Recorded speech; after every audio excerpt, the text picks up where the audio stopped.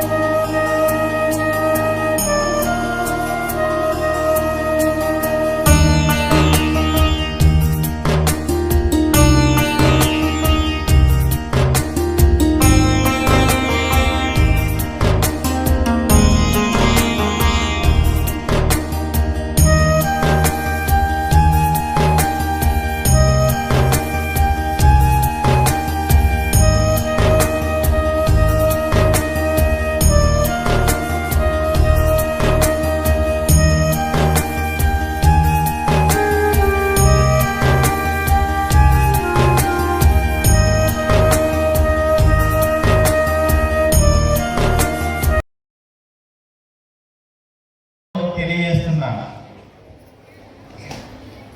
మరి ఇక్కడ పిల్లలారా, మన దేశ సాంప్రదాయము, ఆచార వ్యవహారాలు, అదేవిధంగా మన రాష్ట్ర సాంప్రదాయాలు, ఆచారాలన్నీ కూడా పిల్లలందరికీ తెలిసే విధంగా అన్ని కార్యక్రమాలు అన్ని పాఠశాలలో చేస్తున్నారు. అంటే సంస్కృతిని దూరంగా ఉంచకుండా భావితరాలు వారు ఏ విధంగా ముందుకు తీసుకెళ్లాలన్నటువంటి మంచి ఆలోచనతో నిర్వహిస్తున్నటువంటి కార్యక్రమం చాలా అభినందనీయమైనటువంటి విషయం. మరి నేను మొదటి వరకు అనుకున్నది ఏంటంటే, ఈ తెలంగాణ సంబరాల బతుకమ్మ పండుగ ఏవైతే ఉన్నాయో ప్రభుత్వ పాఠశాలనేమో జరుపుతున్నాను అని నేను అనుకున్నాను, ఆ ఊహ లోకంలో ఉన్నాను.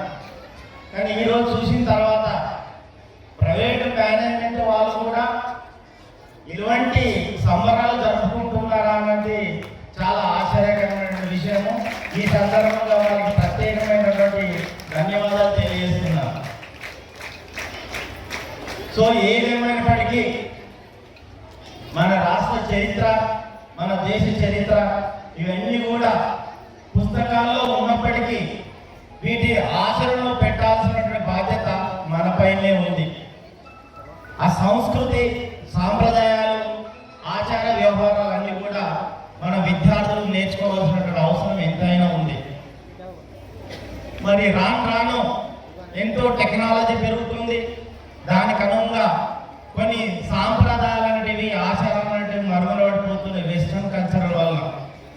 అటువంటి పాశ్చాత్య సంస్కృతి ఏవైతున్నాయో దూరం పెట్టి మన భారతీయ చరిత్రను ఒకసారి తెలుసుకొని, మన రాష్ట్ర చరిత్రను తెలుసుకొని పిల్లలందరూ కూడా అటువంటి ఈ విధంగా ఏర్పడినటువంటి పండుగలు, పబ్బాలన్నీ కూడా మీ తల్లిదండ్రులు నిర్వహిస్తున్నటువంటి లేదా సమాజం నిర్వహిస్తున్నటువంటి కార్యక్రమాలు మీరు చూసి రేపు ఇప్పుడు ఉన్నటువంటి పిల్లలు ఎవరైతే ఉన్నారో రేపు అందరూ కూడా భావి భావంతో పౌరులు బిడ్డలందరూ కూడా ఈ బతుకమ్మను చేసుకుంటూ ఉంటారు.